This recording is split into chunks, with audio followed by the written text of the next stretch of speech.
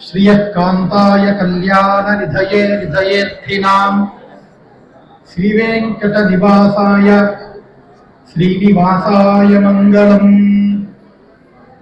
भवापदो विनश्यन्ति यत्पादस्मृतिमात्रतः तं वन्दे तुमतध्वान्तभास्करं हरिं सदा। अभ्रमं भङ्गरहितम् अजडं विमलं सदा आनन्दतीर्थमतुलं भजे तापत्रयापहम्। पूज्याय राघवेन्द्राय सत्यधर्मरताय च भजतां कल्पवृक्षाय नमतां कामधेनवे। श्री सुजयीन्द्र सुशमीन्द्र सुयतीन्द्र तीर्थ गुरुभ्यो नमः। जगद्गुरु ಶ್ರೀಮನ್ಮಧ್ವಾಚಾರ್ಯರ ಮೂಲ ಮಹಾಸಂಸ್ಥಾನ ಮಂತ್ರಾಲಯ ಶ್ರೀ ರಾಘವೇಂದ್ರ ಸ್ವಾಮಿಗಳವರ ಮಠದ ಪೀಠಾಧಿಪತಿಗಳಾದ ಪರಮ ಪೂಜ್ಯ ಗುರುಗಳಲ್ಲಿ ನನ್ನ ಭಕ್ತಿಪೂರ್ವಕವಾದ ಶಿರಸ್ಸಾಷ್ಟಾಂಗ ನಮಸ್ಕಾರಗಳನ್ನು ಸಮರ್ಪಣೆ ಮಾಡಿ, ಇವತ್ತು ಪರಮ ಮಂಗಳಕರವಾದಂತಹ ದಿನ, ಎರಡನೇ ಏಕಾದಶಿ.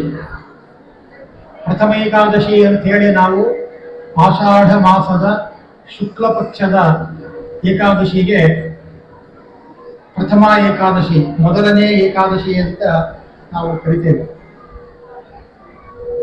ಅದೇ ಆಷಾಢ ಮಾಸದ ಕೃಷ್ಣ ಪಕ್ಷದ ಏಕಾದಶಿ ಏನಿದೆ, ಇದು ದ್ವಿತೀಯ ಏಕಾದಶಿ, ಬಹಳ ಮಹತ್ವಪೂರ್ಣವಾಗಿರ್ತಕ್ಕಂಥದ್ದು. ಇಂತಹ ಚಾತುರ್ಮಾಸ್ಯದ ಅವಧಿಯಲ್ಲಿ ಬರುವಂತಹ ಎರಡನೇ ಏಕಾದಶಿಗೆ ತುಂಬ ಮಹತ್ವ ಇದೆ. ಚಾತುರ್ಮಾಸ್ಯದ ಅವಧಿಯಲ್ಲಿ ಬರ್ತಾ ಇದೆ. ಆದ್ದರಿಂದ ಇಂತಹ ಏಕಾದಶಿ ದಿವಸ ವಿಶೇಷ ಭಗವಂತನ ಧ್ಯಾನ, ಪ್ರತಿ ಏಕಾದಶಿಯೂ ಕೂಡ ಭಗವಂತನ ಧ್ಯಾನವನ್ನು ವಿಶೇಷವಾಗಿ ಮಾಡಬೇಕು. ಅದೇ ರೀತಿ ಇವತ್ತು ನಿಮ್ಮೆಲ್ಲರ ಒಂದು ದೊಡ್ಡ ಭಾಗ್ಯ ಅಂತಂದ್ರೆ, ಎರಡನೇ ಏಕಾದಶಿ ದಿವಸ ಮಂತ್ರಾಲಯ ಶ್ರೀ ರಾಘವೇಂದ್ರ ಸ್ವಾಮಿಗಳವರ ಮಠದ ಪೀಠಾಧಿಪತಿಗಳಿಂದ ಸುದರ್ಶನದಿಂದ ಎಲ್ಲರೂ ಅಂಕನಗೊಳ್ಳುವಂತಹದ್ದು. ನಿಮ್ಮೆಲ್ಲರಿಗೆ ಭಾಗ್ಯ ಅಂತಂದ್ರೆ, ಸುದರ್ಶನವನ್ನ ನಿಮಗೆ ಶ್ರೀಗಳವರು ಧಾರಣೆ ಮಾಡಿಸ್ತಾ ಇದ್ದಾರೆ, ಶಂಕು ಚಕ್ರಗಳನ್ನ ನಿಮಗೆ ಧಾರಣೆ ಮಾಡಿಸ್ತಾ ಇದ್ದಾರೆ ಈ ದಿವಸ ಅಂತಂದ್ರೆ, ನಿಮ್ಗೆಲ್ಲರಲ್ಲೂ ಕೂಡ ಅಹೋಭಾಗ್ಯ. ಈಗಾಗಲೇ ಆಚಾರ್ಯರು, ಅರವಿಂದಾಚಾರ್ಯರು ತಿಳಿಸಿದಂತೆ ತಪ್ತ ಮುದ್ರಾಂಕನ ತುಂಬಾ ಮಹತ್ವವಾದದ್ದು. ಈ ತಪ್ತ ಮುದ್ರಾಂಕನವನ್ನ ನಾವು ಮಾಡಿಕೊಳ್ಳದೆ ಹೋದರೆ ನಾವು ಮಾಡಿರ್ತಕ್ಕಂತಹ ಎಲ್ಲ ಕರ್ಮಗಳು ವ್ಯರ್ಥವಾಗ್ತದೆ. ನಾವು ಏನಾದರೂ ಹರೇ ಶ್ರೀನಿವಾಸ, ಎಲ್ಲರೂ ಮಾತಾಡ್ತಾ ಇದ್ದೀರಿ, ಒಮ್ಮೆ ನನ್ನ ಜೊತೆಗೆ ಹೇಳ್ಬೇಕು. ಎಲ್ಲರೂ ಹೇಳಿ, ಹರೇ ಶ್ರೀನಿವಾಸ, ಹರೇ ಶ್ರೀನಿವಾಸ, ಹರೇ ಶ್ರೀನಿವಾಸ. ಜೋರಾಗಿ ಹೇಳ್ಬೇಕಿನ್ನ. ನೀವು ಹೇಳೋದು ಕೇಳಿ ಸ್ವಾಮಿಗಳು ಬೇಗ ಬಂದ್ಬಿಡ್ಬೇಕು. ಎಲ್ಲರೂ ಜೋರಾಗಿ ಹೇಳ್ಬೇಕಿನ್ನ. ಹರೇ ಶ್ರೀನಿವಾಸ, ಹರೇ ಶ್ರೀನಿವಾಸ, ಗುರೋ ರಾಘವೇಂದ್ರ, ಗುರೋ ರಾಘವೇಂದ್ರ. ಸಾಲದು, ಇನ್ನೂ ಅನ್ಬೇಕು. ಹರೇ ಶ್ರೀನಿವಾಸ, ಹರೇ ಶ್ರೀನಿವಾಸ, ಗುರೋ ರಾಘವೇಂದ್ರ, ಗುರೋ ರಾಘವೇಂದ್ರ, ಹರೇ ಶ್ರೀನಿವಾಸ. ನೀವೆಲ್ಲರೂ ಶ್ರೀ ರಾಘವೇಂದ್ರ ಸ್ವಾಮಿಗಳವರ ಅಂತರ್ಗತ ಭಗವಂತನ ಮೇಲೆ ವಿಶೇಷವಾಗಿ ಭಕ್ತಿಯಿಂದ ಇಲ್ಲಿ ಮುದ್ರಾಂಕನ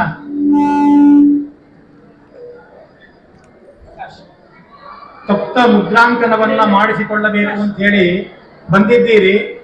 ತಪ್ತ ಮುದ್ರಾಂಕನ ಜೊತೆಗೆ ಯಾವುದರಿಂದ ನಮ್ಮ ಜನ್ಮ ಸಾರ್ಥಕ್ಯ ಅಂತನ್ನೋದನ್ನು ತಿಳ್ಕೊಂಡಿದ್ದೀರಿ. ನೀವು ಯಾವುದರಿಂದ ನಮ್ಮ ಜನ್ಮ ಸಾರ್ಥಕ್ಯ ಗೊತ್ತಾ? ಭಗವಂತನ ಜ್ಞಾನದಿಂದ. ಅಲ್ಲಿದೆ ನಮ್ಮನೆ, ಇಲ್ಲಿರುವುದು ಸುಮ್ಮನೆ. ನಾವು ಭಗವಂತನ ಪಾದಾರವಿಂದವನ್ನ ಸೇರಬೇಕು. ಸುಮ್ಮನೆ ಭಗವಂತನ ಪಾದಾರವಿಂದ ಸೇರ್ಲಿಕ್ಕಾಗೋದಿಲ್ಲ. ಭಗವಂತನ ತತ್ವಜ್ಞಾನ ನಮಗೆ ಆಗ್ಬೇಕು. ಭಗವಂತನ ತತ್ವಜ್ಞಾನಕ್ಕೋಸ್ಕರವಾಗಿ ನೀವೆಲ್ಲರೂ ಇಲ್ಲಿ ಬಂದಿದ್ದೀರಿ. ಇಂತಹ ಸಂದರ್ಭದಲ್ಲಿ ಏನೂ ಮಾತಾಡಲಾರದಂತೆ, ಮನೆಯಲ್ಲಿ ಅದು ಇದು ಮಾತಾಡೋದು ಯಾವಾಗಲೂ ಇದ್ದಿದ್ದೆ. ಇಲ್ಲಿ ಬಂದಾಗಾದರೂ ಕೂಡ ಒಂದಿಷ್ಟು ತತ್ವ ಚಿಂತನೆಯನ್ನ ಹೇಳುವಾಗ ಅದನ್ನ ಕೇಳೋಣ ಎಂಬುವ ಸಂಕಲ್ಪದಿಂದ ಆ ಹರಿಕಥಾ ಶ್ರವಣವನ್ನ ಮುಖ್ಯವಾಗಿ ಮಾಡಬೇಕು. ಏನೋ ನೀವು ಎಲ್ಲ ಸಮಯವನ್ನ ಬದಿಗೊತ್ತಿ ಇಲ್ಲಿ ಬಂದಿದ್ದೀರಿ, ಆ ಸಮಯ ಸಾರ್ಥಕ ಆಗ್ಬೇಕು ಅಂತಾದ್ರೆ ನೀವು ಮಾಡ್ಬೇಕಾಗಿದ್ದೇನಿಲ್ಲ, ಕಿವಿಗೆ ಸ್ವಲ್ಪ ಕೆಲಸ ಕೊಡಬೇಕು. ಸ್ವಲ್ಪ ಕಿವಿಗೆ, ನಿಮ್ಮ ಮನಸ್ಸಿಗೆ ಕೆಲಸ ಕೊಟ್ಬಿಟ್ರೆ, ಕಿವಿ ಮತ್ತು ಮನಸ್ಸಿಗೆ ಕೆಲಸ ಕೊಟ್ರೆ ಇವತ್ತಿನ ನಿಮ್ಮ ದಿನ ಸಾರ್ಥಕವಾಗ್ತದೆ. ಈಗಾಗಲೇ ಆಚಾರ್ಯರು ಹೇಳಿದಂತೆ ಸುದರ್ಶನ ಆ ಶಂಖ ಚಕ್ರಗಳ ಧಾರಣೆ ಇದು ಅತ್ಯಂತ ಪವಿತ್ರವನ್ನಾಗಿ ಮಾಡುತ್ತೆ ನಮ್ಮ ದೇಹವನ್ನು. ಇಷ್ಟೇ ಅಲ್ಲ, ಆ ಸುದರ್ಶನಕ್ಕೆ ಅಷ್ಟು ಮಹತ್ವ ಅಂತಂದ್ರೆ ಅದಕ್ಕೆ ಇನ್ನೊಂದಿಷ್ಟು ನಾವು ಮೆರುಗು ಹಾಕಿಸುವಂತಹ ಕೆಲಸ ಏನು ಅಂತಂದ್ರೆ, ಆ ಸುದರ್ಶನ ಕೇವಲ ಸುದರ್ಶನ ಹಾಕೋದಲ್ಲ, ಶ್ರೀಗಳವರ ಅಮೃತ ಹಸ್ತದಿಂದ ಅದರಲ್ಲೂ ಸುದರ್ಶನ ಹೋಮವನ್ನ ಮಾಡಿ ಆ ಸುದರ್ಶನ ಹೋಮದಲ್ಲಿ ಇರುವಂತಹ ಅಂಗಾರಗಳೇನಿದೆ ಅಂದ್ರೆ ಕೆಂಡ, ಅದರಲ್ಲಿ ತಪ್ತವಾದಂತಹ ಮುದ್ರೆಗಳಿಂದ ಶ್ರೀಗಳವರ ಅಮೃತ ಹಸ್ತದಿಂದ ಧಾರಣೆ ಮಾಡಿಕೊಳ್ತಾ ಇದ್ದೇವೆ. ಈ ಹೋಮ ಅಂದ ಕೂಡಲೇ ಸಾಮಾನ್ಯವಾಗಿ ಒಂದು ಡೌಟ್ ಎಲ್ರಿಗೂ ಬರ್ತದೆ. ಅದರ ಬಗ್ಗೆ ನಾನು ಹೇಳ್ತಾ ನನ್ನ ಉಪನ್ಯಾಸವನ್ನ ಮುಂದುವರಿಸ್ತೇನೆ. ಶ್ರೀಗಳವರು ಬರುವವರೆಗೆ ಅಂತ ಹೇಳಿದ್ದಾರೆ, ಆದ್ರಿಂದ ಈ ವಿಷಯ ಶ್ರೀಗಳವರು ಬರುವವರೆಗೂ ಮುಂದುವರಿಬಹುದು, ಅರ್ಧ ಆಗಬಹುದು. ಈ ವಿಷಯ ಮುಗಿದು ಮುಂದೆ ಇನ್ನೊಂದು ವಿಷಯನೂ ಬರಬಹುದು. ಹಾಗಾಗಿ ಅವರು ಬರೋವರೆಗೆ ಯಾವ ಯಾವ ವಿಷಯ ಭಗವಂತನ ತತ್ವ ಚಿಂತನೆ ಮಾಡುವುದಕ್ಕೆ ನಮಗೆ ಅವಕಾಶವಾಗ್ತದನೋ ಅಷ್ಟೆಲ್ಲ ವಿಷಯಗಳನ್ನು ನಾವು ಮನನ ಮಾಡುವ ಪ್ರಯತ್ನವನ್ನ ಮಾಡೋಣ. ಸಾಮಾನ್ಯವಾಗಿ ನೋಡ್ರಿ, ಜನರಿಗೆ ಒಂದು ಸಾಮಾನ್ಯ ಜನರಿಗೆ, ರಾಯಚೂರು ಜನರಿಗೆ ಇಲ್ಲಿರ್ತಕ್ಕಂತಹ ತತ್ವ ಜಿಜ್ಞಾಸುಗಳಿಗೆ ಇದು ಸಂಶಯ ಬರದೇ ಹೋದ್ರೂ ಕೂಡ ಸಾಮಾನ್ಯ ಜನರಿಗೆ ಒಂದು ಸಂಶಯ ಬರ್ತದೆ. ಏನು ಸಂಶಯ ಅಂತಂದ್ರೆ, ಈ ಹೋಮ ಹವನ ಯಜ್ಞ ಇದೆಲ್ಲ ಪುರೋಹಿತರು ಬ್ರಾಹ್ಮಣರು ತಮಗೆ ಮಾಡಿಕೊಂಡಿರ್ತಕ್ಕಂಥ ಹೊಟ್ಟೆಪಾಡಿಗೆ ಮಾಡಿಕೊಂಡಿರ್ತಕ್ಕಂಥದ್ದಷ್ಟೇ. ಸುಮ್ಮನೆ ಹೋಮ ಅಂತ ಹೇಳ್ತಾರೆ, ಕಟ್ಟಿಗೆಯನ್ನ ಹಾಕಿ ಅಗ್ನಿಯನ್ನ ಜ್ವಾಲ ಮಾಡ್ತಾರೆ, ಅದ್ರ ಒಳಗಡೆ ತುಪ್ಪ ಸುರಿತಾರೆ, ಬಿಟ್ರೆ ಬೇರೆ ಏನೂ ಇಲ್ಲ. ಈ ಹೋಮದಿಂದ ನಮಗೆ ಆಗೋದೇನೂ ಇಲ್ಲ ಅಂತ ಹೇಳಿ ಎಷ್ಟೋ ಜನರಿಗೆ ಸಂಶಯ ಬರದೇ ಏನೂ ಇಲ್ಲ, ಬಂದಿದೆ. ಆದರೆ ಹೋಮ ಯಜ್ಞ ನಾಮಮುದ್ರ ಧಾರಣೆ, ಅದೇ ರೀತಿ ಜಪ ತಪ ಇದೆಲ್ಲವೂ ಕೂಡ ನಮಗೆ ಅತ್ಯಂತ ವಿಹಿತವಾಗಿತ್ತು. ಬಿಡಲೇಬಾರದು, ಮಾಡಲೇಬೇಕು. ಅದಕ್ಕೆ ಶ್ರೀಕೃಷ್ಣ ಹೇಳ್ತಾ ಇದ್ದಾನೆ, ಪರಸ್ಪರಂ ತೇ ದೇವಾಹ ಭಾವಯಂತು ಮಹ ಪರಸ್ಪರಂ ಭಾವಯಂತಹ ಅಂತ ಹೇಳಿ. ಭಗವಂತ ನಮಗೆ ಕರುಣೆ ಮಾಡಿ ಯಜ್ಞಾದಿಗಳನ್ನು ನಾವು ಏನು ಮಾಡ್ತೇವೆ ಅದಕ್ಕೆ ಕರುಣೆ ಮಾಡಿ ನಮಗೆ ಮಳೆ ಸುರಿಸ್ತಾನೆ, ಧಾನ್ಯಾದಿಗಳನ್ನು ಕೊಡ್ತಾನೆ. ಆದರೆ ಆ ಧಾನ್ಯಾದಿಗಳನ್ನು ಕೊಟ್ಟಂತಹ ಭಗವಂತನಿಗೆ ನಾವು ಕೃತಜ್ಞತಾಪೂರ್ವಕವಾಗಿ ಹೋಮಾದಿಗಳನ್ನು ಸಮರ್ಪಣೆ ಮಾಡಬೇಕಂತ ದೇವತೆಗೆ ಹೋಮಗಳನ್ನ ಮಾಡಿ ಆಜ್ಯಂ ಸುರಾಣಾಂ ಆಹಾರಂ ಅಂತ ಹೇಳ್ತಾರೆ. ದೇವತೆಗಳಿಗೆ ಬೇಕಾಗಿರ್ತಕ್ಕಂಥ ಆಹಾರ ಯಾವುದು ಅಂತಂದ್ರೆ ಅದು ತುಪ್ಪ. ನಾವು ಏನಾದ್ರೂ ನಮ್ಮ ಮನೆಯಲ್ಲಿ ಫಂಕ್ಷನ್ ಮಾಡಿದ್ದೇವೆ ಅಂತ ಇಟ್ಕೊಳ್ಳೋಣ, ಸಣ್ಣ ಫಂಕ್ಷನ್. ನಾವೇನ್ ಮಾಡ್ತೇವೆ, ಮೊಟ್ಟ ಮೊದಲು ನಮ್ಮ ತಂದೆ ತಾಯಿ ಅವರಿಗೆ ಉಡುಗೊರೆ ಕೊಡ್ತೇವೆ. ಅವರಿಗೆ ಏನೇ ಆಗಿ ಫಂಕ್ಷನ್ ಮಾಡಿದ್ರು ದೇವತೆಗಳಿಗೆ ನಮಸ್ಕಾರ ಮಾಡೋದು. ಅದಾದ ನಂತರ ತಂದೆ ತಾಯಿಗಳಿಗೆ ಒಂದಿಷ್ಟು ತಾಂಬೂಲವನ್ನು ಕೊಡುವ ಮೂಲಕ ವಸ್ತ್ರಾದಿಗಳನ್ನು ಸಮರ್ಪಣೆ ಮಾಡ್ತೇವೆ. ಅವರೇನು ನಮಗೆ ಬೇಕಾದ ಅದು ಕೊಡು ಇದು ಕೊಡು ಅಂತ ಕೇಳೋದಿಲ್ಲ. ಆದರೆ ಒಂದಿಷ್ಟು ಆ ಕಾರ್ಯಕ್ರಮವನ್ನು ನಾವು ಮಾಡಿದಾಗ ಆ ಉಡುಗೊರೆಯನ್ನು ಕೊಡೋಣ ಅಂತ ಹೇಳಿ ಹಾಗೆ ಸಮರ್ಪಣೆ ಮಾಡ್ತೇವೆ. ನಮ್ಮ ಮನೆಯಲ್ಲಿ ಫಂಕ್ಷನ್ ಆಗುವಾಗ ನಮ್ಮ ತಂದೆ ತಾಯಿಗಳಿಗೇನೇ ಆ ರೀತಿ ಮಾಡುವಾಗ ಅಷ್ಟೇ ಅಲ್ಲ, ಅಲ್ಲಿಗೆ ನಿಲ್ಲೋದಿಲ್ಲ. ಮಿತ್ರರಿದ್ರೆ ಅವ್ರನ್ನ ಕರಿತೇವೆ, ಬಂಧು ಮಿತ್ರರು ಅವರಿಗೂ ಒಂದಿಷ್ಟು ಉಡುಗೊರೆ ಕೊಡ್ತೇವೆ. ಇದು ನಮ್ಮ ಲೋಕದಲ್ಲಿ ನಾವೇ ಇಷ್ಟು ಮಾಡ್ತಾ ಇರುವಾಗ ಭಗವಂತ ಎಷ್ಟು ಉಪಕಾರ ಮಾಡಿಕೊಟ್ಟಿದ್ದಾನೆ ನಮಗೆ. ಇವತ್ತು ಸೂರ್ಯ ಉದಯ ಆಗದೆ ಹೋದ್ರೆ ನಾವು ಬೆಳಕನ್ನ ಕಾಣ್ತೇವಾ? ಚಂದ್ರ ಉದಯ ಆಗದೆ ಹೋದ್ರೆ ಔಷಧಿ ಸಸ್ಯಗಳನ್ನ ನಾವು ಕಾಣಿಸ್ತೀವ? ನೋಡ್ತೀವ ನಾವು? ಏನೂ ಆಗೋದಿಲ್ಲ.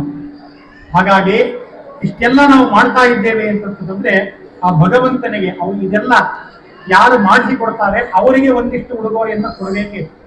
ಅದು ಯಾವುದು ಅಂತಂದ್ರೆ ಈ ಯಜ್ಞಗಳ ಮೂಲಕ, ಭಗವಂತನ ತತ್ವಜ್ಞಾನದ ಮೂಲಕ ಉಡುಗೊರೆಯನ್ನು ಕೊಡಬೇಕಂತ. ಹಾಗಾಗಿ ಯಜ್ಞಗಳು ಅಂತನ್ನೋದು ಹೊಟ್ಟೆಪಾಡಿಗೆ ಇರ್ತಕ್ಕಂಥದ್ದಲ್ಲ ಅಂತ ಒಂದು. ಇನ್ನೊಂದು, ಹಾಗಾದ್ರೆ ಯಜ್ಞ ಯಾಗಾದಿಗಳಿಗೂ ವ್ಯತ್ಯಾಸ ಇರೋದಾದ್ರೆ, ಮನೆಯಲ್ಲಿ ನಮ್ಮ ಮನೆಯಲ್ಲಿ ಪ್ರತಿನಿತ್ಯ ಅಡುಗೆ ಮನೆಯಲ್ಲಿ ಅಗ್ನಿ ಉರಿತದೆ, ಅದರಲ್ಲಿ ಹೋಮ ಮಾಡಿಬಿಡೋಣ. ಮನೆಯಲ್ಲಿ ಗ್ಯಾಸ್ ಸ್ಟೌವ್ನಲ್ಲಿ ನಾವು ಅಗ್ನಿಯನ್ನು ಇಟ್ಕೊಳ್ತೇವೆ. ಆ ಅಗ್ನಿಗೂ ಹೋಮದಲ್ಲಿ ಇರ್ತಕ್ಕಂಥ ಅಗ್ನಿಗೂ ವ್ಯತ್ಯಾಸ ಇಲ್ವಾ? ಒಂದೇನಾ ಎರಡು ಅಂತಂದ್ರೆ ತುಂಬಾ ವ್ಯತ್ಯಾಸ ಇದೆ. ಮನೆಯಲ್ಲಿ ಗ್ಯಾಸ್ನಲ್ಲಿ ಮಾಡಿಕೊಂಡಿರ್ತಕ್ಕಂಥ ಅಗ್ನಿಯಲ್ಲಿ ನಾವು ಹೋಮ ಮಾಡಿದರೆ ಅದು ಭಗವಂತ ಸ್ವೀಕಾರ ಮಾಡೋದಿಲ್ಲ, ಅದು ಭಗವಂತನಿಗೆ ಅರ್ಪಿತವೂ ಆಗೋದಿಲ್ಲ. ಯಾಕೆ ಅಂತಂದ್ರೆ ಹೋಮವನ್ನ ಮಾಡುವಾಗ ಪುರೋಹಿತರು ಮೊಟ್ಟ ಮೊದಲು ಮಾಡ್ತಕ್ಕಂಥ ಕೆಲಸ ಏನು ಅಂತಂದ್ರೆ ತದ್ಗೋಮಯೇನ ಪ್ರದಕ್ಷಿಣಂ ಉಪಲಿಪ್ಯ ಅಂತ. ಆ ಯಜ್ಞಕುಂಡಕ್ಕೆ ಗೋಮಯ ಏನಿರ್ತದೆ ಆ ಗೋಮಯವನ್ನ ತೆಗೆದುಕೊಂಡು ಬಂದು ಗೋಮಯದಿಂದ ಸಾರಿಸ್ತಾರೆ. ಗೋಮಯ ಮಂಡಲವನ್ನ ಮಾಡ್ತಾರೆ. ಯಾವಾಗ ಗೋಮಯದಿಂದ ಮಂಡಲ ಮಾಡ್ತೇವೋ ಆಮೇಲೆ ಆ ಗೋಮಯ ಮಂಡಲ ಮಾಡಿದ ನಂತರ ಅಲ್ಲಿ ಅಗ್ನಿಯನ್ನ ಸ್ಥಾಪನೆ ಮಾಡ್ತೇವೆ. ಅಗ್ನಿಗೂ ಹೊರಗಡೆ ಇರ್ತಕ್ಕಂಥ ಅಗ್ನಿಗೂ ಈ ಅಗ್ನಿಗೂ ವ್ಯತ್ಯಾಸ ನೋಡ್ರಿ ಎಷ್ಟಿದೆ. ಅಷ್ಟೇ ಅಲ್ಲ, ಗೋಮಯದಿಂದ ಮಂಡಲ ಮಾಡಿದ ನಂತರ ಇಬ್ಬರು ಮುತ್ತೈದೆಯರನ್ನ ಕರಿತೇವೆ. ಇಬ್ಬರು ಮುತ್ತೈದೆಯರನ್ನ ಕರೆದು ಅವರ ಮೂಲಕ ಅಗ್ನಿಯನ್ನ ತರಿಸ್ತೇವೆ. ಅಂದ್ರೆ ಯಾವಾಗ ಅಲ್ಲಿ ನಾವು ಮಾಡಬೇಕಾದ್ರೆ ಪ್ರತಿನಿತ್ಯ ಗ್ಯಾಸ್ನಲ್ಲೋ ಅಥವಾ ಮತ್ತೊಂದರಲ್ಲೋ ಅಡಿಗೆ ಮಾಡಬೇಕಾದ್ರೆ ಇಬ್ಬರು ಮುತ್ತೈದೆಯರನ್ನ ಕರೆದು ಅಗ್ನಿ ತರಿಸೋದು ಅಥವಾ ಗೋಮಯದಿಂದ ಸಾರಿಸೋದು ಇದ್ಯಾವುದು ಮಾಡೋದಿಲ್ಲ. ಇದು ಸಾಮಾನ್ಯ ವ್ಯತ್ಯಾಸಗಳು. ಇನ್ನು ಭಾರಿ ವ್ಯತ್ಯಾಸಗಳಿದೆ. ಇನ್ನು ಅದೇನು ವ್ಯತ್ಯಾಸ? ತಂದ ಕೂಡಲೇ ಆ ಅಗ್ನಿಯನ್ನ ಆವಾಹನೆ ಮಾಡ್ತೇವೆ. ಅಲ್ಲಿ ಅಗ್ನಿಯನ್ನ ಆವಾಹನೆ ಮಾಡೋದಿಲ್ಲ, ಇಲ್ಲಿ ಅಗ್ನಿಯನ್ನ ಆವಾಹನೆ ಮಾಡ್ತೇವೆ. ಅಷ್ಟೇ ಅಲ್ಲ, ಅಗ್ನಿಯನ್ನ ಆವಾಹನೆ ಮಾಡಿ ಬಿಡ್ತೀವಾ? ಇಲ್ಲ. ಅಲ್ಲಿ ಪುರೋಹಿತರು ಅಗ್ನಿಯನ್ನ ಆವಾಹನೆ ಮಾಡಿದ ತಕ್ಷಣ ಏನ್ ಮಾಡ್ತಾರೆ ಅಂತಂದ್ರೆ ಆ ಅಗ್ನಿಗೆ ಷೋಡಶ ಸಂಸ್ಕಾರಗಳನ್ನು ಕೊಡ್ತಾರೆ. ವ್ಯಸ್ತ ಸಮಸ್ತೌ ವ್ಯಾಹೃತ್ಯ ಷೋಡಶವಾರಂ ಆಜ್ಯೇನ ಹೋಷ್ಯೆ ಎಂಬುದಾಗಿ ವ್ಯಾಹೃತಿ ಹೋಮದಿಂದ ಓಂ ಭೂಹು ಭುವಃ ಸ್ವಃ, ಓಂ ಭೂ ಭುವ ಸ್ವಃ ಅಂತ ಹೇಳಿ ಇದು ವ್ಯಾಹೃತಿ ಮಂತ್ರ. ಈ ವ್ಯಾಹೃತಿ ಮಂತ್ರವನ್ನ ಹೇಳ್ತಾ ಸಂಸ್ಕಾರವನ್ನ ಕೊಡ್ತಾರೆ. ಏನು ಸಂಸ್ಕಾರ ಅಂತಂದ್ರೆ ಅಗ್ನಿ ಆಗತಾನೆ, ಅಗ್ನಿಯನ್ನು ನಾವು ಆವಾಹನೆ ಮಾಡಿದ್ರೆ ಆಗತಾನೇ ಹುಟ್ಟಿರತಕ್ಕಂತಹ ಅಗ್ನಿ ಅಂತ ಹೇಳಿ ವ್ಯವಹಾರ ಮಾಡ್ತೀವಿ. ಆಗತಾನೇ ಹುಟ್ಟಿರ್ತಕ್ಕಂತಹ ಅಗ್ನಿ ಅಂತಂದ್ರೆ ಏನರ್ಥ ಅಂದ್ರೆ ಸಣ್ಣ ಮಗು ಅಂತರ್ಥ, ಸಣ್ಣ ಕೂಸು, ಶಿಶು.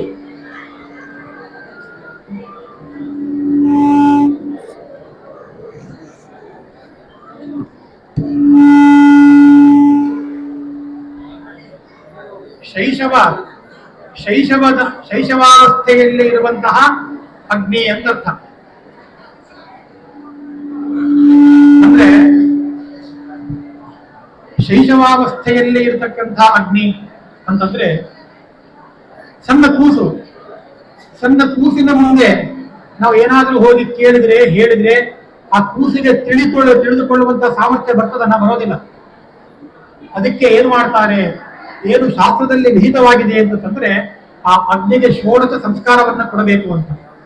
ಷೋಡಶ ಸಂಸ್ಕಾರಗಳನ್ನ ಕೊಡ್ತಾರೆ. ಅದು ಹೇಗೆ? ಅಲ್ಲ, ಅಗ್ನಿಯಲ್ಲಿ ಅಲ್ಲಿಂದಲೇ ಸಂಸ್ಕಾರಗಳನ್ನ ಕೊಡ್ಲಕ್ಕಾಗತ್ತಾ ಅಂದ್ರೆ ಕೊಡ್ಲಕ್ಕಾಗತ್ತೆ. ಹೇಗೆ ಕೊಡ್ಲಕ್ಕಾಗುತ್ತೆ ಅಂತಂದ್ರೆ ವ್ಯಾಹೃತಿ ಮಂತ್ರದಿಂದ. ನಾವೇನು ಓಂ ಭೂಹು ಭುವಃ ಸ್ವಃ, ಓಂ ಭೂ ಭುವ ಸ್ವಃ ಅಂತ ಹೇಳಿ ವ್ಯಾಹೃತಿಯ ಮಂತ್ರವನ್ನ ಹೇಳ್ತೇವೆ. ಈ ವ್ಯಾಹೃತಿ ಮಂತ್ರದಿಂದ ಅದು ಸಿದ್ಧವಾಗ್ತದೆ. ಯಾಕೆ ಅಂತಂದ್ರೆ ಸಮಸ್ತ ನಾವು ಏನೇ ಮುಂಜಾನೆ ಮಾಡಲಿ, ಮದುವೆ ಮಾಡಿಕೊಳ್ಳಿ ಅಥವಾ ನಾಮಕರಣ, ಇವೆಲ್ಲವೂ ಕೂಡ ವೇದ ಮಂತ್ರಗಳಿಂದ ಭೀತವಾಗಿದೆ. ಈ ಎಲ್ಲ ವೇದ ಮಂತ್ರಗಳು ಓಂಕಾರವನ್ನು ಆಶ್ರಯಿಸಿಕೊಂಡಿದೆ. ಹಾಗಾಗಿ ಓಂಕಾರದಿಂದ ವ್ಯಕ್ತವಾದದ್ದೇ ಸಮಸ್ತ ವೇದಗಳು.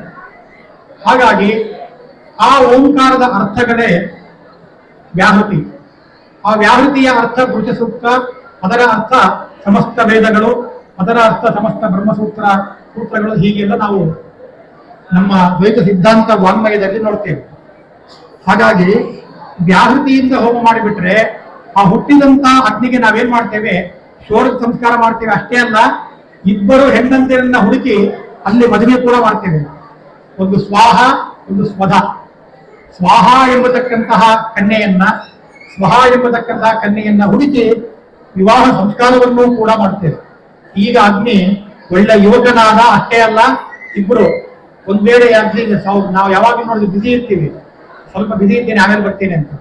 ಅಗ್ನಿ ಏನಾದ್ರೂ ಬಿಸಿ ಇದ್ರೆ ಸ್ವಾಹ ಮತ್ತು ಸ್ವಧಾದೇವಿ ಇಬ್ಬರಿದ್ದಾರೆ, ಅವರ ಮೂಲಕ ಹೇಳಿಕೊಂಡಾಗ ಅವರು ನಮ್ಮ ಇಂಗಿತಗಳನ್ನ, ನಮ್ಮ ಅಭಿಪ್ರಾಯಗಳನ್ನ ತಿಳಿಸ್ತಾರೆ. ಹೀಗೆ ಆ ಅಗ್ನಿಯನ್ನ ಯುವಕನನ್ನಾಗಿ ಮಾಡ್ತೇವೆ. ಈಗಾಗಲೇ ನಾನು ಹೇಳಿದ್ದೆ ಅಗ್ನಿ ಗೋಮಯದಿಂದ ಸಂಸ್ಕಾರ ಮಾಡ್ತೇವೆ ಅಂತೇಳಿ. ನೋಡ್ರಿ, ಗೋಮಯಕ್ಕೆ ಎಷ್ಟು ಮಹತ್ವ ಇದೆ. ಸಾಮಾನ್ಯವಾಗಿ ನಾವು ಈ ಗೋಮಯ ಅಂತ ಹೇಳಿ ಎಲ್ಲದಕ್ಕೂ ನಾವು ಈ ಗೋಮಯವನ್ನ ಶುದ್ಧೀಕರಣಕ್ಕೆ ಉಪಯೋಗಿಸ್ತೇವೆ. ಅದನ್ನ ನಮ್ಮ ಭಾರತೀಯ ಸಂಪ್ರದಾಯದ ಪ್ರಕಾರ ಪ್ರತಿನಿತ್ಯ ನಾವು ಮನೆಯಲ್ಲಿ ಊಟ ಮಾಡಿದ್ರೆ ಎಂಜಲು ಗೋಮ ಅಂತ ಹೇಳ್ತೇವೆ. ಎಂಜಲು ಗೋಮ ಅಂತ. ಅದು ಎಂಜಲು ಗೋಮ ಅಂತ ಬಂದಿದ್ದು ಹೇಗೆ ಗೊತ್ತಾ? ಗೋಮಯದಿಂದ ಗೋಮ ಅಂತಾಗಿದೆ. ಗೋಮಯ ನಾವು ಏನಾದರೂ ಊಟ ಮಾಡಿದ್ರೆ ಎಂಜಲು ಗೋಮ ಹಚ್ಚಬೇಕು ಅಂತ ಹೇಳ್ತಾರೆ. ಇವತ್ತು ನಾವು ಭೂಮಿ ಮೇಲೆ ಯಾವ ಭೂಮಿಯಲ್ಲಿ ಊಟ ಮಾಡಿರ್ತೇವೆ ಆ ಭೂಮಿಗೆ ಗೋಮಯವನ್ನ ಸಾರಿಸಿ ಅನುಲೇಪವನ್ನ ಮಾಡಿದಾಗ ಆ ಜಾಗ ಶುದ್ಧಿ ಆಗ್ತದೆ ಅಂತ.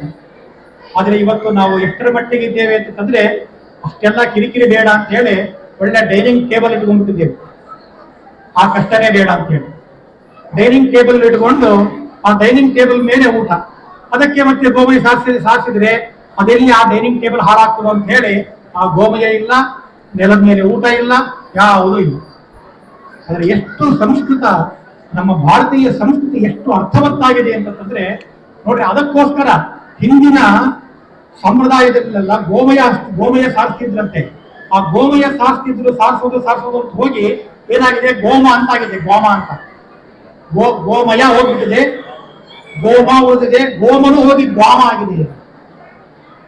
ಅಂತೂ ಯಾಕೆ ಅದನ್ನು ಸಾರಿಸ್ತಾರೆ ಅಂತಂದ್ರೆ ಅಷ್ಟು ಮಹತ್ವ ಗೋಮಯಕ್ಕೆ.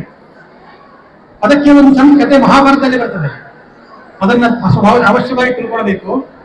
ಹೀಗೆ ಭಗವಂತ ಮತ್ತು ಶ್ರೀಮನ್ನಾರಾಯಣ ಲಕ್ಷ್ಮೀ ದೇವಿ ಸರಸ ಸಲ್ಲಾಪವನ್ನ ಮಾಡ್ತಾ ಇದ್ದಾರಂತೆ ವೈಕುಂಠದಲ್ಲಿ. ಸರಸ ಸಲ್ಲಾಪವನ್ನ ಮಾಡುವಾಗ ಎಲ್ಲ ದೇವತೆಗಳೆಲ್ಲ ಬಂದು ಭಗವಂತನ ಹತ್ರ ಬಂದು, ಸ್ವಾಮಿ ನಾವು ಸ್ವಲ್ಪ ಪಿಕ್ನಿಕ್ ಹೋಗ್ಬೇಕಂತ ಅನ್ಕೊಂಡಿದ್ದೇವೆ. ಪಿಕ್ನಿಕ್ ಹೋಗ್ಬೇಕಂತ ದೇವತೆಗಳು ಅನ್ಕೊಂಡ್ರಂತೆ. ದೇವತೆಗಳೆಲ್ಲ ಪಿಕ್ನಿಕ್ ಹೋಗ್ಬೇಕು ಅಂತ ಅನ್ಕೊಂಡು ಅದಕ್ಕೆ ಆರಿಸ್ಕೊಂಡಿರೋ ಜಾಗ ಯಾವುದು ಗೊತ್ತಾ? ಭೂಲೋಕ. ನಾವು ಭೂಲೋಕಕ್ಕೆ ಹೋಗ್ತೇವೆ, ಪಿಕ್ನಿಕ್ ಹೋಗ್ತೇವೆ, ನಮಗೆ ಒಳ್ಳೆ ಅಲ್ಲಿ ಇಳ್ಕೊಳಕ್ಕೆ ಒಂದು ರೂಮ್ ಬೇಕಲ್ಲ. ಮೊದಲೇ ಈಗಿಂದ ಅಡ್ವಾನ್ಸ್ ಬುಕಿಂಗ್ ಮಾಡ್ಕೋಬೇಕು ನಾವು. ಒಳ್ಳೆ AC ರೂಮ್ ಬುಕ್ ಮಾಡಿಬಿಡ್ರಿ ಅಂತಂದ್ರೆ ಭಗವಂತನ ಮುಂದೆ ಬಂದು ದೇವತೆಗಳು ಹೇಳ್ತಾ ಇದ್ದಾರೆ, ಆಯ್ತು ನಿಮಗೆ ಒಳ್ಳೆ AC ಕಂಪಾರ್ಟ್ಮೆಂಟ್, AC ರೂಮ್ ನಾನು ವ್ಯವಸ್ಥೆ ಮಾಡ್ತೇನೆ. ಯಾವುದು ಆ AC ರೂಮ್ ಅಂತಂದ್ರೆ, ಭೂಲೋಕದಲ್ಲಿ ಏನು ಗೋವುಗಳಿದ್ದಾವೆ, ಆಕಳುಗಳು, ಆ ಆಕಳುಗಳನ್ನ ಎಲ್ಲರೂ ಹೋಗಿ ಸೇರಿಬಿಡ್ರಿ ಅಂತಂದ್ರು.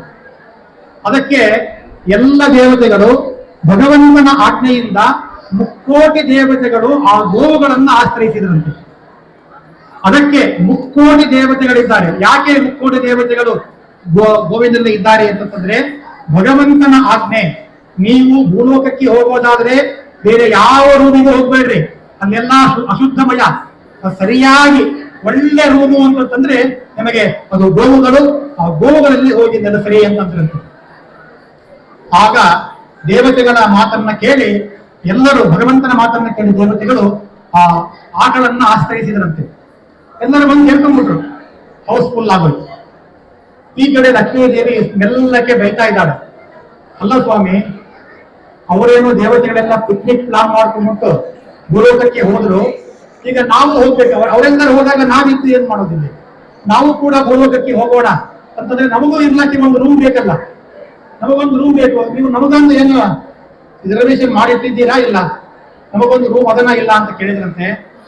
ಆ ಲಕ್ಷ್ಮೀದೇವಿ ಕೇಳಿದಾಗ ಭಗವಂತ ಅಂತಾನೆ, ನೀ ಏನು ಚಿಂತೆ ಮಾಡಬೇಡ, ದೇವತೆಗಳಿಗೆ ನಾನು ಏನು ರೂಮ್ ಕೊಟ್ಟಿದ್ದೇವೆ ಅವರೆಲ್ಲರೂ ರೂಮ್ ಹಾಸ್ಕೊಂಡಿದ್ದಾರೆ, ಆದರೆ ಅದಕ್ಕಿಂತಲೂ ಉತ್ತಮವಾಗಿರ್ತಕ್ಕಂಥ ಒಂದು ರೂಮ್ ಇದೆ, ಅದನ್ನ ಬಿಟ್ಬಿಟ್ಟಿದ್ದಾರೆ ಅವರು.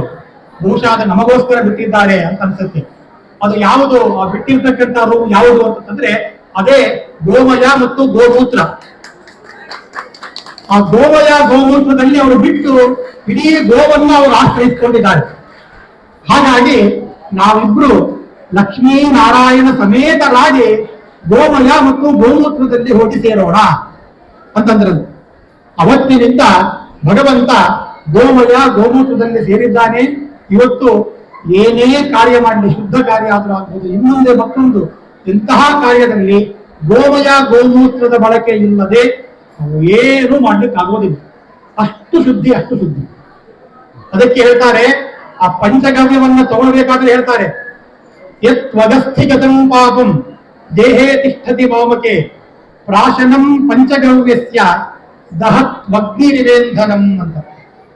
ನೋಡಿ, ನಾವು ಏನೇ ಒಂದು ಕಾರ್ಯ ಮಾಡಬೇಕಾದ್ರೆ ಪಂಚಗವ್ಯವನ್ನು ಮೊದಲು ತಗೊಳ್ತೇವೆ, ಪಂಚಗವ್ಯ ಪ್ರೋಕ್ಷಣ ಮಾಡ್ತೇವೆ, ಪಂಚಗವ್ಯವನ್ನು ಸ್ವೀಕಾರ ಮಾಡ್ತೇವೆ. ಅದು ಸ್ವೀಕಾರ ಮಾಡಿದಾಗ ಅದರ ಕಾರ್ಯಕಾರಿ ಶಕ್ತಿ ಯಾವ ಮಟ್ಟಿಗೆ ಇದೆ ಗೊತ್ತಾ? ನೋಡ್ರಿ, ನಾವು ಮಾಡ್ತಕ್ಕಂಥ ಪಾಪಗಳು ಯಾವ ಮಟ್ಟಿಗೆ ಇರ್ತದೆ ಅಂತಂದ್ರೆ, ಬೆಳಿಗ್ಗೆಯಿಂದ ಪ್ರಾರಂಭ ಮಾಡಿಕೊಂಡು ರಾತ್ರಿವರೆಗೆ ಮಾಡಿರ್ತಕ್ಕಂಥ ನಮ್ಮ ಪಾಪಗಳು ಆ ಅಸ್ಥಿಯನ್ನ, ಒಳಗಡೆ ಇರ್ತಕ್ಕಂತಹ ಮಾಂಸ, ಮಜ್ಜ, ಇದನ್ನೆಲ್ಲ ಹೋಗಿ ಸೇರ್ಕೊಂಡ್ಬಿಡುತ್ತಂತೆ. ಒಳಗಡೆ ಪಾಪವನ್ನ ಇಟ್ಟುಕೊಂಡು ಹೊರಗಡೆ ನಾವು ಹೋಮಾದಿಗಳನ್ನ ಮಾಡ್ತೇವೆ, ಪೂಜೆಯನ್ನ ಮಾಡ್ತೇವೆ ಅಂತಂದ್ರೆ ಹೇಗಾಗುತ್ತೆ? ಆ ಗೋಮಯನ್ನು ನೆನೆಸ್ಕೊಂಡ್ರೆ ಸಾಕಂತೆ. ಪಂಚಗವ್ಯ ಶ್ಲೋಕ ಹೇಳಿದ್ರೆ ಸಾಕು, ಪಾಪಗಳು ಹೋಗ್ತಾವಂತೆ. ಒಂದು ಅದರ ಕೆಲಸದ ಶಕ್ತಿ ಹೇಳ್ತಾರೆ, ಒಂದು ಒಣಗಿದ ಕಟ್ಟಿಗೆಗೆ ನಾವು ಬೆಂಕಿಯನ್ನ ಹಚ್ಚಿದ್ರೆ ಬೆಂಕಿ ಏನ್ ಮಾಡ್ತದೆ, ಅಗ್ನಿ ಒಣಗಿದ ಕಟ್ಟಿಗೆಯನ್ನು ಸಂಪೂರ್ಣವಾಗಿ ಸುಟ್ಟು ಭಸ್ಮ ಮಾಡಿಬಿಡ್ತದೆ. ಅಷ್ಟು ಶಕ್ತಿ ಅಗ್ನಿಗೆ ಇದೆ. ಹೇಗೆ ಅಗ್ನಿಗೆ ಒಣಗಿದ ಕಟ್ಟಿಗೆಯನ್ನ ಸಂಪೂರ್ಣ ನಾಶ ಮಾಡಿ ಸುಟ್ಟು ಬೂದಿ ಮಾಡುವ ಶಕ್ತಿ ಇದೆಯೋ, ಹಾಗೆ ಪಂಚಗವ್ಯ ಎಂಬತಕ್ಕಂತಹ ಅಗ್ನಿಗೆ ನಮ್ಮ ಪಾಪ ಒಳಗಡೆ, ದೇಹದ ಒಳಗಡೆ ಇರ್ತಕ್ಕಂತಹ, ಅಸ್ಥಿ ಒಳಗಡೆ ಇರ್ತಕ್ಕಂತಹ, ಮಜ್ಜ ಮಾಂಸದ ಒಳಗಡೆ ಇರ್ತಕ್ಕಂತಹ ಎಲ್ಲ ಪಾಪಗಳನ್ನು ಕೂಡ ನಾಶ ಮಾಡುವ ಶಕ್ತಿ ಪಂಚಗವ್ಯಕ್ಕೆ ಇದೆ. ಹೇಗೆ ಮಾಡುತ್ತೆ ಅಂತಂದ್ರೆ ಅದಕ್ಕೆ ಹೇಳ್ತಾರೆ, ಯತ್ ವಗಸ್ಥಿಗತಂ ಪಾಪಂ ದೇಹೇ ತಿಷ್ಠತಿ ಮಾಮಕೆ ಪ್ರಾಶನಂ ಪಂಚಗವ್ಯಸ್ಯ. ಪಂಚಗವ್ಯದ ಪ್ರಾಶನದಿಂದ ಅದೇನ್ ಮಾಡ್ತದೆ, ನಮ್ಮ ಪಾಪಗಳೆಲ್ಲ ನಾವು ಈ ರೀತಿ ಭಾವನೆ ಮಾಡ್ಬೇಕಂತೆ. ಪಂಚಗವ್ಯ ತಗೊಂಡಿದ್ದಾರೆ ಆಚಾರ. ಇವತ್ತು ನಾವೇನ್ ಮಾಡ್ತೇವೆ, ಪಂಚಗವ್ಯ ತಗೊಳ್ಬೇಕಾದ್ರೆ ಈ ಅನುಸಂಧಾನ ತಗೊಳ್ಬೇಕಂತೆ. ಪಂಚಗವ್ಯ ತಗೊಳ್ಳುವಾಗ ಈ ಪಂಚಗವ್ಯ ಅಂತನ್ನೋದೇನಿದೆ, ಇದು ಅಗ್ನಿ ಇದ್ದಂತೆ. ನಮ್ಮ ಒಳಗಡೆ ಇರತಕ್ಕಂತ ಪಾಪಗಳೇನಿದ್ದಾವೆ, ಇದು ಒಣಗಿದ ಕಟ್ಟಿಗೆ ಇದ್ದಂತೆ. ಒಣಗಿದ ಕಟ್ಟಿಗೆಯನ್ನ ಅಗ್ನಿ ಹೇಗೆ ನಾಶ ಮಾಡುತ್ತೋ ಹಾಗೆ ಪಂಚಗವ್ಯ ಅಂತನ್ನೋದು ಅಗ್ನಿ ಇದ್ದಂತೆ. ನಮ್ಮ ಒಳಗಡೆ ಇರತಕ್ಕಂತ ಪಾಪವೆಂಬ ಒಣಗಿದ ಕಟ್ಟಿಗೆಯನ್ನ ಸುಟ್ಟು ಬೂದಿ ಮಾಡುತ್ತದೆ ಅಂತೇಳಿ ಇಷ್ಟು ಭಾವುಕರಾಗಿ, ಅನುಸಂಧಾನ ಬಹಳ ಮುಖ್ಯ ನಮ್ಮ ದ್ವೈತ ಸಿದ್ಧಾಂತದಲ್ಲಿ. ಈ ಭಾವನೆಯಿಂದ ಪಂಚಗವ್ಯವನ್ನು ನಾವು ಸ್ವೀಕಾರ ಮಾಡಿದರೆ ಆವಾಗ ನಮ್ಮಲ್ಲಿರ್ತಕ್ಕಂಥ ಎಲ್ಲ ಪಾಪಗಳು ಕೂಡ ನಾಶವಾಗ್ತವೆ ಅಂತೆ. ಇವತ್ತು ಹೇಗಾಗಿದೆ ಅಂತಂದ್ರೆ, ಪಂಚಾಮೃತ ಕೊಡ್ತೇವೆ ಅಂತಂದ್ರೆ ಮುಂದೆ ಬರ್ತಾರೆ, ಮುಂದೆ ಬಂದು ಪಂಚಾಮೃತ ತಗೊಳ್ತಾರೆ. ಆದ್ರೆ ಪಂಚಾಮೃತಕ್ಕೆ ಮಹತ್ವ ಇದ್ದೇ ಇಲ್ಲ ಅಂತೇನಿಲ್ಲ. ಆದ್ರೆ ಪಂಚಗವ್ಯ ಕೊಡ್ತೇವೆ ಅಂತಂದ್ರೆ ದೂರ ಓಡೇ ಬಿಡ್ತಾರೆ. ದೂರ ಆಗಲ್ಲ. ಯಾರು ದೂರ ಓಡೋಗ್ಬೇಕಂತಂದ್ರೆ, ನಾನು ಪಾಪನೇ ಮಾಡಿಲ್ಲ, ನಾನು ಪುಣ್ಯವನ್ನ ಮಾಡಿದ್ದೇನೆ, ಪುಣ್ಯ ಏನಾದ್ರೂ ಓಡಿ ಹೋಗುತ್ತೆ ಅಂತಂದ್ರೆ ನಾವು ಓಡೋಗ್ಬೇಕು. ಯಾರು ಪಂಚಗವ್ಯ ತಗೊಳಕ್ಕೆ ಮುಂದೆ ಬರಬೇಕು ಅಂತಂದ್ರೆ, ಯಾರ್ಯಾರು ಪಾಪ ಮಾಡಿದ್ದೇವೆ ನಾವು ಅವರೆಲ್ಲರೂ ಪಂಚಗವ್ಯ ತಗೊಳಕ್ಕೆ ಮುಂದೆ ಹೋಗ್ಬೇಕಂತೆ. ನಾವು ಪಾಪನೇ ಮಾಡಿಲ್ಲ ಅಂತನ್ನುವ ಫೀಲಿಂಗ್ ಯಾರಿಗಾದ್ರೂ ಇದ್ರೆ ಅವರು ಬೇಕಾದ್ರೆ ಪಂಚಗವ್ಯ ತಗೊಳ್ಳೋ ಅವಶ್ಯಕತೆ ಇಲ್ಲ. ಆದ್ರೆ ನಾವು ಹೇಳ್ತೇವೆ, ಒಂದು ಕ್ಷಣದಿಂದ ಹುಟ್ಟಿದ ಬೆಳಿಗ್ಗೆ ಎದ್ದಾಗಿಂದ ರಾತ್ರಿವರೆಗೂ ನಾವು ಭಗವಂತನನ್ನು ಸ್ಮರಣೆ ಮಾಡೋದಿಲ್ಲ. ಪಾಪದ ಸ್ಮರಣೆಯೇ ನಿರಂತರ ಸ್ಮರಣೆ ಮಾಡ್ಬೇಕಂತೆ ಭಗವಂತಂದು. ಸಂತತಂ ಚಿಂತೆಯೇನಂತಂ ಅಂತಕಾಲೇ ವಿಶೇಷತಃ ಅಂತ. ಹಾಗಾಗಿ ನಿರಂತರ ಭಗವಂತನ ಸ್ಮರಣೆಯನ್ನು ನಾವು ಮಾಡೋದೇ ಇಲ್ಲ. ಪ್ರತಿನಿತ್ಯ ಪ್ರತಿ ಕ್ಷಣ ಪಾಪವನ್ನು ಮಾಡ್ತಾನೆ ಇರ್ತೇವೆ. ಆ ಪಾಪ ನಾಶ ಆಗೋದು ಹೇಗೆ? ಪಂಚಗವ್ಯವನ್ನು ತಗೊಳ್ಬೇಕಂತೆ. ಆ ಪಂಚಗವ್ಯಕ್ಕೆ ಯಾಕೆ ಅಷ್ಟು ಮಹತ್ವ ಅಂತಂದ್ರೆ ಇದು ಆಕಳಗಳಿಂದ 5 ಆಕಳಗಳಿಂದ ಸಿದ್ಧವಾಗಿದೆ. ಹೀಗೆ ಆ ಆಕಳ ಗೋಮಯವನ್ನ ಗೋಮೂತ್ರವನ್ನ ಸಾರಿಸಿ ಆ ಯಜ್ಞಕುಂಡವನ್ನ ಪ್ರೋಕ್ಷಣೆ ಮಾಡ್ತೇವೆ. ಇಷ್ಟೆಲ್ಲ ಪ್ರಕ್ರಿಯೆ ಇದೆ. ಪುರೋಹಿತರು ಬರ್ತಾರೆ, ಏನೋ ಮಾಡ್ತಾರೆ, ಏನೋ ಹೋಗ್ತಾರೆ, ಅಲ್ಲ, ಇಷ್ಟೆಲ್ಲ ಮಾಡಿ ಆ ಅಗ್ನಿಗೆ ಸಂಸ್ಕಾರವನ್ನ ಕೊಟ್ಟು ಅದಕ್ಕೆ ಹೋಮವನ್ನು ಮಾಡ್ತಾರೆ. ಇಷ್ಟೆಲ್ಲ ಆದರೂ ಕೂಡ ನಮ್ಮಲ್ಲಿ ಬುದ್ಧಿಜೀವಿಗಳು ಎಷ್ಟು ಮಟ್ಟಿಗೆ ಇರ್ತಾರೆ ಅಂತಂದ್ರೆ ಹಂತ ಹಂತಕ್ಕೂ ಪ್ರಶ್ನೆಗಳಿಗೆ ಕಡಿಮೆ ಏನಿಲ್ಲ. ಮತ್ತೆ ಪ್ರಶ್ನೆ ಮಾಡ್ತಾರೆ, ಅಲ್ಲ ದೇವರೆಲ್ಲ ಅಲ್ಲೆಲ್ಲೋ ಮೇಲೆ ಇರ್ತಾರೆ, ಇಲ್ಲಿ ಕೆಳಗಡೆ ನಾವು ಏನು ಹೋಮವನ್ನು ಮಾಡ್ತೇವೆ, ಕೆಳಗಡೆ ಕೂತು ನಾವು ಇಲ್ಲಿ ಹೋಮ ಮಾಡೋಣದರಿಂದ ಮೇಲೆ ಅಲ್ಲೆಲ್ಲೋ ಇರ್ತಕ್ಕಂಥ ದೇವತೆಗಳಿಗೆ ಹೇಗೆ ಸೇರುತ್ತೆ ನಾವು ಮಾಡಿರ್ತಕ್ಕಂಥ ಆ ಹೋಮ ಇತ್ಯಾದಿಗಳು ಅಂತಂದ್ರೆ ಅದಕ್ಕೆ ಹೇಳ್ತಾರೆ ನೋಡ್ರಿ. ಈಗಿನ ಸ್ವಲ್ಪ ಹಿಂದಿನ ಕಾಲಕ್ಕೆ ಹೋಗೋಣ. ಈಗಂತೂ ಇದ್ದೇ ಇದೆ. ಸ್ವಲ್ಪ ಹಿಂದಿನ ಕಾಲಕ್ಕೆ ಹೋದಾಗ ನಮ್ಮಲ್ಲಿ ನಾವು ಟೆಲಿಗ್ರಾಮ್ ಅಂತ ಒಂದು ಮಾಡ್ಕೊಂಡಿದ್ದೇವೆ. ಈಗ ಟೆಲಿಗ್ರಾಮ್ ಆ್ಯಪ್ ಇದೆ, ಅದಲ್ಲ ಮತ್ತೆ ಹಳೆಯ ಕಾಲದ್ದು ಟೆಲಿಗ್ರಾಮ್ ಅಂತ ಹೇಳಿ ನಮ್ಮವರಿಗೆ ಬೇಕಾದ್ರೆ ಏನಾದರೂ ಒಂದು ಸಂದೇಶವನ್ನ ಕಳಿಸ್ಬೇಕು ಅಂತಾದ್ರೆ ಆಗಿನ ಕಾಲದಲ್ಲಿ ನಮ್ಮ ಊರಲ್ಲಿ ಯಾವುದೋ ಒಂದು ಬೆಂಗಳೂರಲ್ಲಿ ನಮ್ಮ ಸಂಬಂಧಿಕರಿಗೆ ಒಂದು ಫಂಕ್ಷನ್ ಆಗ್ತಾ ಇದೆ ಅಂತ ಇಟ್ಕೊಳ್ಳೋಣ, ಮದುವೆ ಮುಂಜುವೆ ಆಗ್ತಾ ಇದೆ ಅಂತ ಇಟ್ಕೊಳ್ಳೋಣ. ಅದಕ್ಕೆ ನಾವೇನ್ ಮಾಡ್ತೇವೆ, ಭಾರಿ ಬಿಸಿ ಅಲ್ಲ, ಈಗಾಗಲೇ ಹೇಳಿದಂತೆ ಅಷ್ಟು ದೂರ ಹೋಗ್ಲಿಕ್ಕೆ ಆಗೋದಿಲ್ಲ, ಭಾರಿ ಬಿಸಿ ನಾವು. ಹಾಗಾದ್ರೆ ಏನ್ ಮಾಡೋಕೆ, ಅವ್ರು ಇಲ್ಲಿ ಬಿಡ್ಲಕ್ಕೂ ಆಗೋದಿಲ್ಲ, ಹೋಗದೆ ಇರೋದಕ್ಕೂ ಆಗೋದಿಲ್ಲ.